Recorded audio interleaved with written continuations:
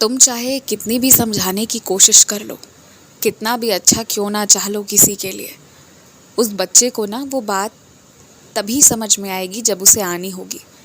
और कुछ ऐसे भी लोग हैं ना जो जब तक बार बार गिरते नहीं है ना, उन्हें उठाने की कोशिश करोगे ना तो तुम्हें भी वो अपनी तरफ खींच लेंगे और वो खुद जहाँ गिरे हैं ना उससे ज़्यादा नीचे तुम्हें गिरा देंगे। इसलिए बेहतर यही है ना कि कभी कभी अलग हट जाना ज़्यादा सही होता है। और जो कर्म करेगा नहीं या कर्म करने के लिए कम से कम प्रयास भी नहीं करेगा ना, तो उसकी रक्षा तो मैं करूँगा, उसका साथ भी मैं दूंगा, लेकिन उसे लक्ष्य तक मैं पहुंचा नहीं सकता अगर वो अपने तरफ से कुछ करने को तैयार ना हो तो। क्योंकि ये इस सृष्टि का नियम है और ये नियम यदि मैं तोड़ दूंगा ना तो बहुत लोगों के साथ अन्याय हो जाएगा। मैं न्याय का देवता हूँ, अन्याय का नहीं।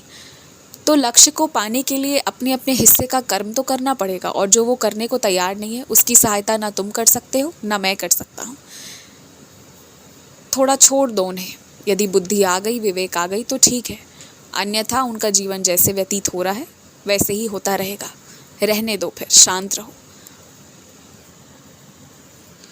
तुम जिन लोगों को आपस में मिलवाने का प्रयास कर रहे हो ये बहुत अच्छी बात है। यदि दो साईं भक्तों को मिलवाना चाहते हो या यदि दो अच्छे लोगों का मिलाप करवाना चाहते हो तो ये बहुत अच्छी बात है। और इससे भी अच्छा ये होगा ना कि यदि किसी ऐसे विशेष दिन मिलवाओ जिस दिन मेरी पालकी होने वाली हो, कोई संध्या होने वाला हो या कोई ऐसा चीज़ होने वाला हो जो दोनों पक्षों के मन के अनुसार हो, तो फिर देखना उनका मिलना ना ज़्यादा सार्थक होगा। मेरे आशीर्वाद से ना तुम्हारे कुछ काम बहुत गुप्त तरीके से होंगे। खासकर जो व्यापार तुम शुरू करने वाले हो वो इतने गुप्त तरीके से होगा कि अभी उसका हवाला किसी को पता ही नहीं चलेगा। कानों कान भनक तक नहीं पड़ेगी। अगले साल मैं वो बात तब बतलाऊंगा जब वो ज़रूरी होगी। आवश्यक भी इस तरीके से ना कि जब तुम्हें तुम्हारे उस व्यापार के कारण प्रोत्साहित किया जाएगा ना, तब तुम्हें उसके बारे में सबको बताना होगा, उसके पहले नहीं।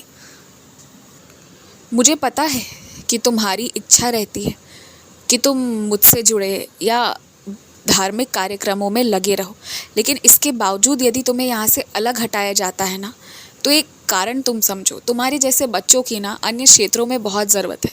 जो धर्म को अपने साथ लेकर अन्य क्षेत्र में उतरता है ना, वो कभी किसी के साथ गलत नहीं करता, और उसके उस व्यापार में ना मैं उसके साथ रहता हूँ, और जो लोग उससे जुड़ते हैं उनकी भी उस कारण तरक्की होती है। तो इसलिए ना तुम्हें जितना धार्मिक कार्य करना है, जो मुझसे जुड़े बहुत करीबी कार्य है जो मैं तुमसे करवा रहा हूँ, वो मैं करवाता रहूँगा और वो तुम करते रहना। मगर उसके अलावा और ज़्यादा इसमें घुसने की ज़रूरत नहीं है।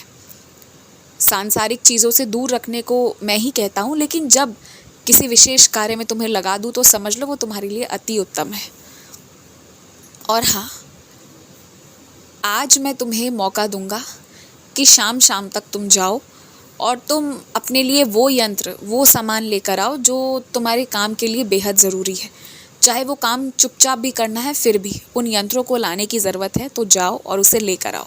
आज का दिन सबसे सुंदर दिन है। जो काम करना है ना वो करो, पीछे मुड़कर मत देखो। और करने के एक कारण है, जो सबसे बड़ा कारण है, वो ये है कि तुम्हें वो करना पसंद है, और सिर्फ पसंद है इसलिए करो, ये काफ़ी है, और किसी चीज़ की ज़रूरत नहीं। खुश रहो, मुस्कुराते रहो।